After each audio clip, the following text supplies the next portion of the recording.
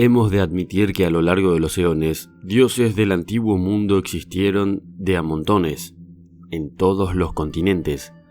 La mayoría de las personas los tratan como simples mitos, pero los análisis constantes de seres endiosados a lo largo de la historia son mucho más interesantes e importantes de lo que se pensaba, o de lo que la gente piensa, porque existe la gran posibilidad de que en realidad muchos de estos no sean simples mitos, sino verdades absolutas sobre nuestros creadores, y para eso hay que adentrarnos en la investigación segmentada de los mismos. Hoy hablaremos de los dioses alados y sus extraordinarias coincidencias en el mundo antiguo.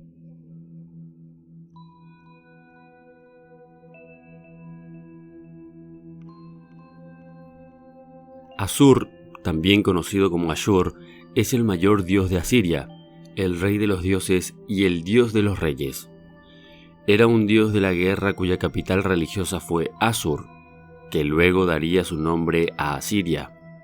Se le representa dentro de un disco alado, a veces con rayos interiores, que usualmente tiene un arco en la mano. No responde a una característica específica, no tenía ningún poder específico y no se definía en relación con algún fenómeno natural como sucedía con la mayor parte de los dioses mesopotámicos. He aquí lo extraño de este dios.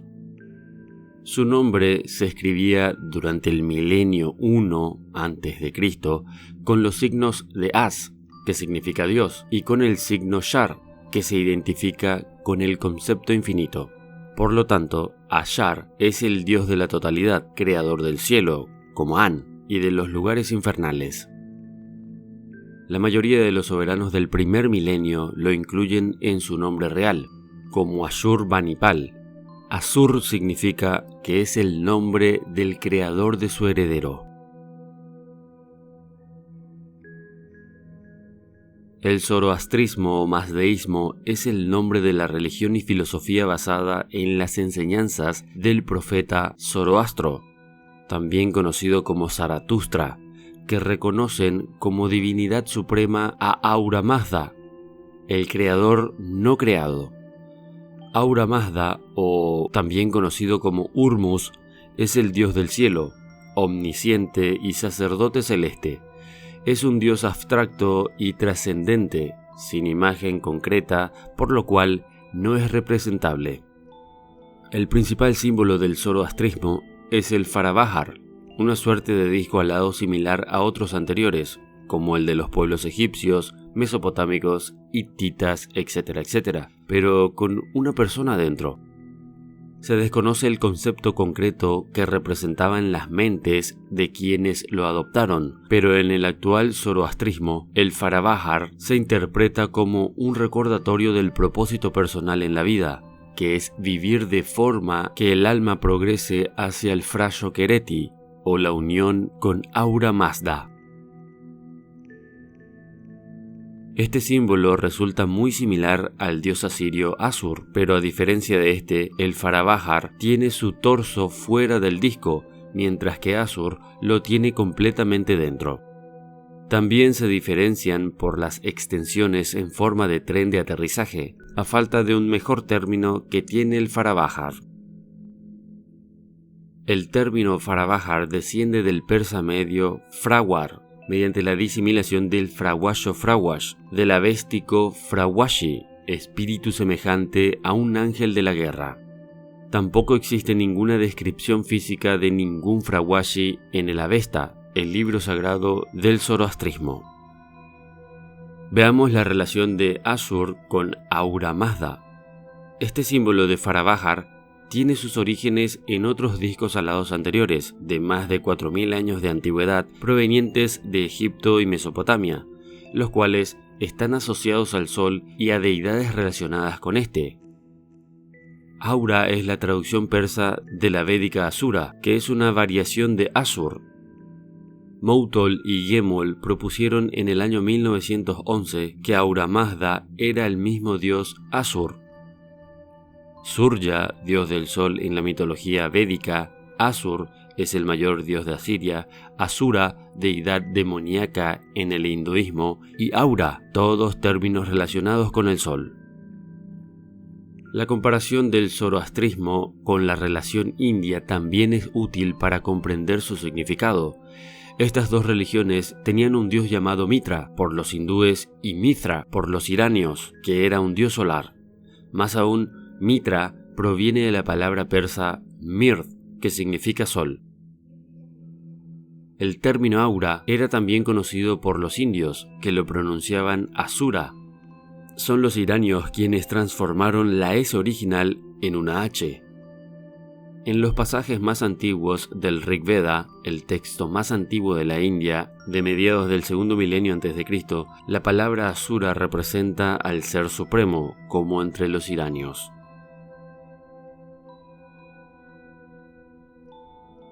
Los hititas tenían una deidad llamada Teshub, que significa el que sopla el viento. Por consiguiente, era un dios de las tormentas, relacionado con los vientos, el trueno y el rayo.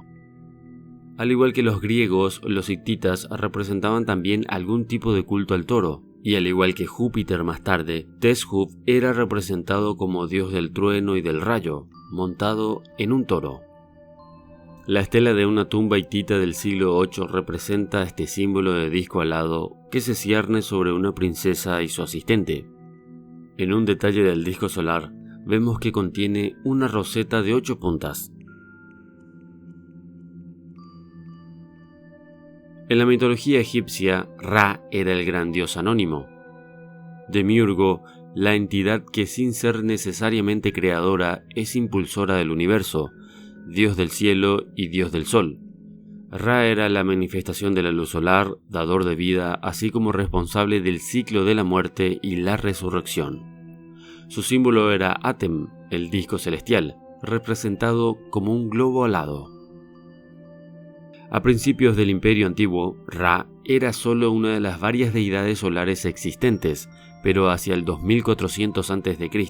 se había convertido en el dios oficial de los faraones, que se consideraban sus hijos e incluso sus reencarnaciones.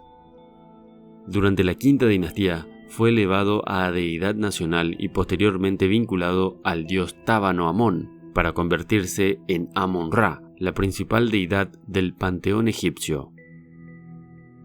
Durante el período Amarna, el faraón Akenatón suprimió el culto de Ra en favor de una sola deidad solar, Atom, el disco solar deidificado, pero tras la muerte de Akenatón se restauró el culto a Ra. Su ciudad de culto era Heliópolis, lugar donde era la divinidad solar, padre de todos los vientos y alma del viento. En la parte superior del pilono, en el templo Edfu, destaca un disco solar alado, flanqueado por 2 cobras. El símbolo es una representación de la ascensión del alma a la divinidad, con la ayuda de las serpientes de la sabiduría y el conocimiento. El mismo está representado en la mayoría de los templos como símbolos de protección.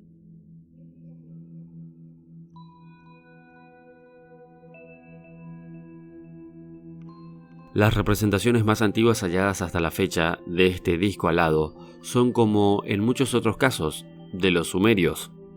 De acuerdo a Sitchin, el disco alado representa, o representaba más bien en la mitología sumeria, al planeta Nibiru, a veces con una cruz dentro del disco, el lugar de origen de sus dioses, y asimismo era uno de los símbolos de su dios de los cielos, Anu. En las representaciones sumerias se lo suele ver o se lo suele encontrar encabezando una escena con Apkayu junto al árbol de la vida y excepcionalmente a otro tipo de imágenes como las siguientes.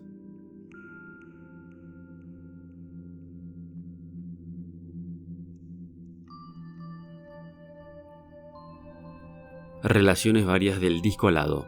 La idea de 2 serpientes anilladas en un disco alado en la versión egipcia nos remite a la imagen de la energía Kundalini, y la imagen de la energía Kundalini nos remonta a un símbolo sintetizado, el caducio de Hermes, compuesto asimismo por 2 serpientes entrelazadas ascendiendo hacia un disco alado.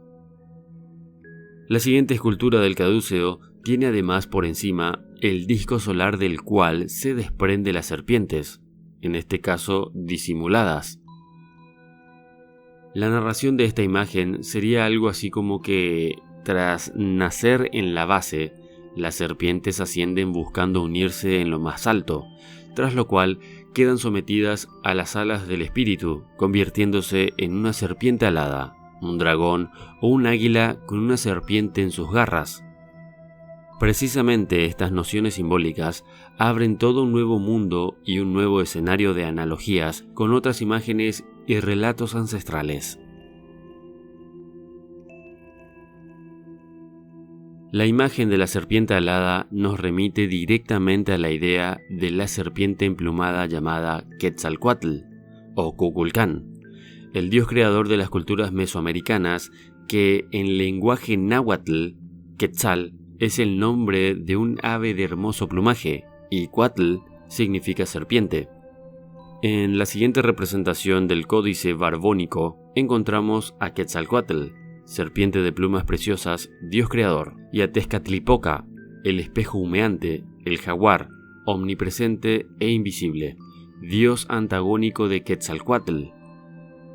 Es interesante observar el escudo de guerra con flechas que preside la escena, el cual morfológicamente tiene un gran parecido con los discos alados de Asur.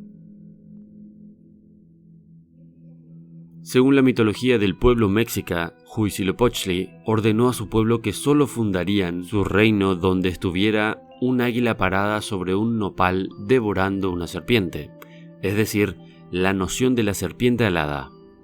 Por esta razón es que el escudo de México es precisamente un águila y una serpiente. Aquí podemos ver la evolución de los escudos de este país. En la actualidad podemos observar la imagen del disco alado como símbolo de poder, ya sea militar o económico. Como muestra de su plena vigencia, puede hallarse este icono en forma sintetizada como argumento de los isologotipos de varias automotrices. Aquí tenemos muchos ejemplos. Con esto no estoy implicando que estas empresas, sus empleados o sus estudios de diseño sean necesariamente ni plenamente conscientes del complejo significado que tiene este icono, pero no por eso debería dejar de llamarnos la atención en la actualidad. En una interpretación más lineal y natural, se le ha asignado como emblema de las fuerzas aéreas en prácticamente todo el mundo. En fin, todas las diferentes culturas del mundo antiguo dejaron pistas de seres alados o seres con capacidad de volar. Y esto nos lleva a la siguiente pregunta. ¿Realmente existieron los llamados ángeles o dioses que vinieron del cielo? Si me preguntaran a mí yo diría que sí, pero en realidad imagino a estos dioses como seres que vinieron de otros planetas a tratar de colonizarnos o, de hecho, a tratar de crear un nuevo ser, así como lo estarían haciendo en varios otros planetas. De hecho que, y lo vuelvo a repetir, nosotros también haremos esto en algún momento de nuestra historia. Solamente tenemos que evitar autodestruirnos para entonces. ¿Qué opinas al respecto? Pon lo que piensas en los comentarios. Muchas gracias y hasta la próxima.